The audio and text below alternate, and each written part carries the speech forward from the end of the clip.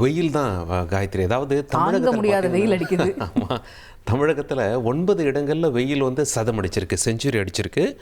Fahrenheit ஸ்கேலில் நாம் பார்க்கும்போது இதில் அதிகபட்சமாக சென்னை மீனம்பாக்கத்தில் 105 டிகிரி ஃபாரன்ஹீட் வெப்பம் பதிவாயிருக்கு.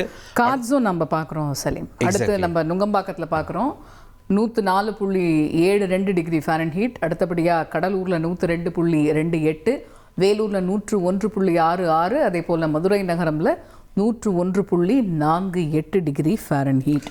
அடுத்ததாக பரங்கிப்பேட்டையில் 101 டிகிரி ஃபாரன்ஹீட், தொண்டியில் 101 டிகிரி ஃபாரன்ஹீட், திருத்தணியில் 100 டிகிரி, தஞ்சையிலையும் 100 டிகிரி ஃபாரன்ஹீட். இந்த மாதிரி தமிழ்நாட்டில் 9 இடங்களில் வெயில் சதமடிச்சிருக்கு. ஸோ இந்த 9 இடங்களில் இருக்கிறவங்க எப்படி ஃபீல் பண்ணுவாங்கன்னு என்னால் ஃபீல் பண்ண முடியுது. ஏன்னா வெயிலுடைய தாக்கம் அந்த அளவுக்கு இருக்குது. நாம் சென்னையில் இருக்கோம் இல்லையா, மீனம்பாக்கம், மீனம்பாக்கம், நுங்கம்பாக்கம் எல்லாமே கொளுத்துது வெயில். இதெல்லாம் ஒரு பக்கம் இருக்குது அப்படின்னாலுமே தமிழகத்துடைய 1-2 இடங்களில் வெப்பநிலை வந்து 2 டிகிரி செல்சியஸ் அதிகரிக்கும். அதாவது சென்னையை பொறுத்த வரைக்கும் அதிகபட்ச வெப்பநிலை வந்து 39லேருந்து 40 டிகிரி செல்சியஸை ஒட்டி இருக்கும் அப்படின்னு வானிலை ஆய்வு மையம் ஒரு அறிவிப்பு மூலமாக ஒரு பெரிய அதிர்ச்சியே கொடுத்துருக்காங்க சென்னை வாழ் மக்களுக்கு அப்படின்னு தான் சொல்லணும்.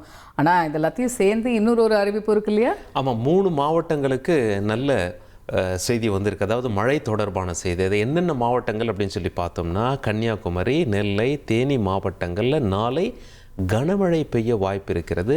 பலத்த காற்றுடன் இந்த கனமழை பெய்யும் வாய்ப்பு இருப்பதாக சென்னை வானிலை ஆய்வு மையம் தகவல் சொல்லியிருக்காங்க. ஸோ குமரி, நெல்லை, தேனி மாவட்ட மக்கள்லாம் ரொம்ப கொடுத்து வச்சுருக்காங்க. இந்த தகிக்கும் வெயிலுக்கு நடுவில் அவங்களுக்கு நல்ல செய்தியாக நாளைக்கு மழை வரப்போகுது அப்படிங்கிறத பார்க்குறோம்.